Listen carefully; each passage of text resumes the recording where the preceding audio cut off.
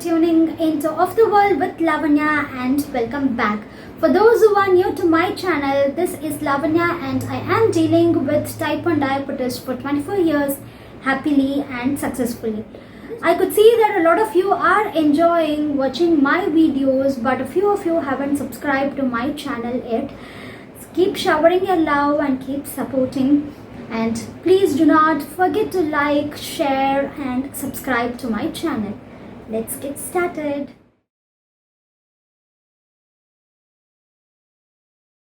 Today I am planning to talk to you about the symptoms of hypoglycemia, or the symptoms that a type 1 diabetic individual will undergo when he or she faces a low sugar episode. I will also be talking to you about certain funny or the worst hypoglycemic episodes that I had underwent. These are the episodes that my family members, my friends had told me about it, and includes episodes that I could vaguely remember as well.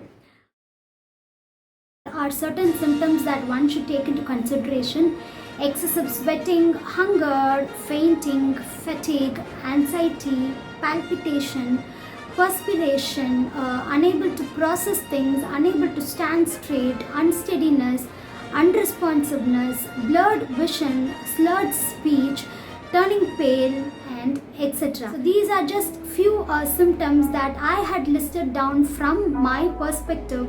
I definitely cannot imagine what you might be thinking now, because the list is never ending, and these are real and serious symptoms that a type 1 diabetic individual will undergo. So if you have friends around you, family members around you, or relatives around you who are a type 1 diabetic individual and is slipping into a hypoglycemia, please reach out to them at the right time and at the right point. This is one of the most dangerous things that a type 1 diabetic individual could experience, and recovering after the hypoglycemia is a huge process.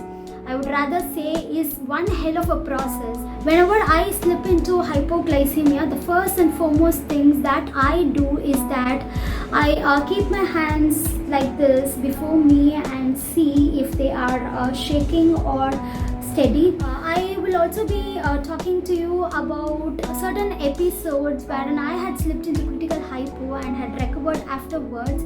I am totally not proud about it, totally embarrassed about it, because right now those episodes might be funny to me, but not to be proud about it at all. The first and foremost incidents happened in my 4th grade when I was getting ready to school.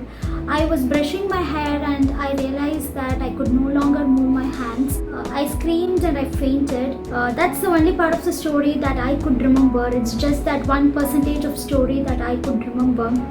The rest is zero in my memory, because my parents rushed me to the hospital, admitted me in the emergency, and I have no idea of what happened at the hospital. To be in such a very bad state is one of the saddest or the worst experiences that I have had. I recovered from the critical condition after an entire day, and my parents did tell me what happened afterwards.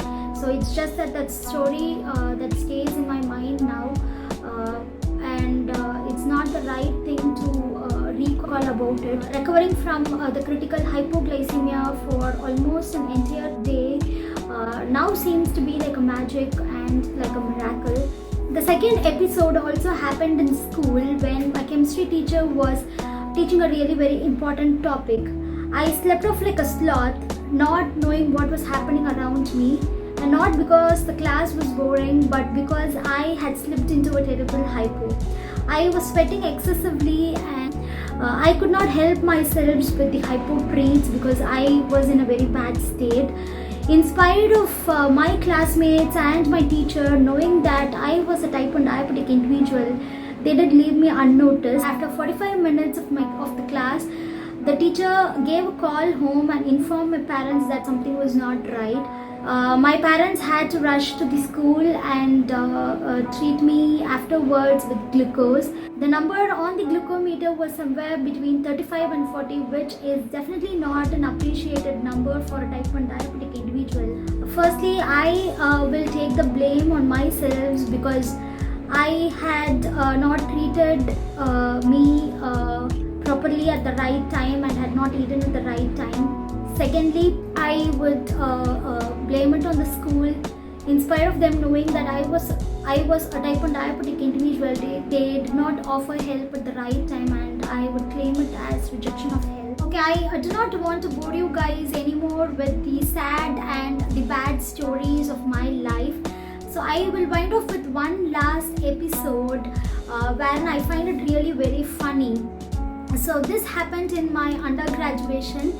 My lab classes and my theory classes were far apart, and you need to walk a long distance to reach your lab classes. So I was returning to the class again, and then I had a staggered walk and slurred speech. I was about to fall into a pit hole where a construction work was happening in the college. If not two other girls who walked beside me, I would have definitely fallen into the pit hole and would not even had the stamina to shout out for help. They pulled me back, made me sit down, and treated me with the hypo treats because they knew that I was not in the right condition and something was not right. Yeah, they did offer their help at the right time, else things would have gone astray. Thanks to them now. That's the end, guys. I hope I gave you an overview about the symptoms. I will catch you up in another episode wherein I will talk to you about how to treat hypoglycemia. Just remember that dealing with type 1 diabetes is a full-time job and needs a lot of effort.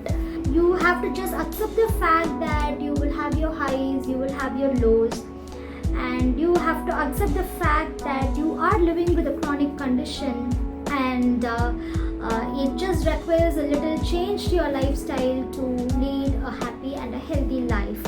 So stay tuned until I catch you up in another episode. Bye bye.